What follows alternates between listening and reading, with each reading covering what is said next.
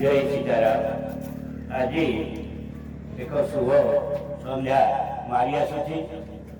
आमे माने एकत्रित होई चांदीपुर बेलाभूमि स्वर्णाक्षर पत्रिका आम तृतीय संकलन आज उन्मोचन संध्या।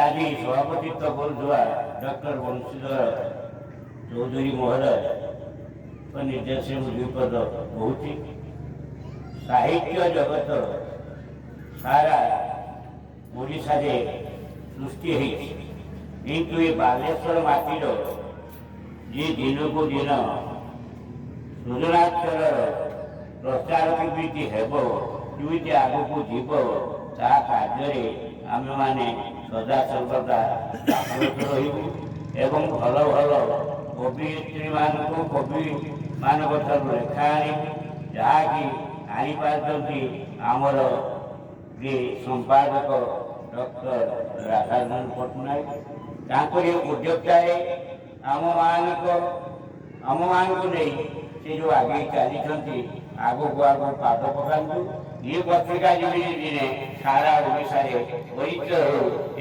मोर वक्तव्य रखुची।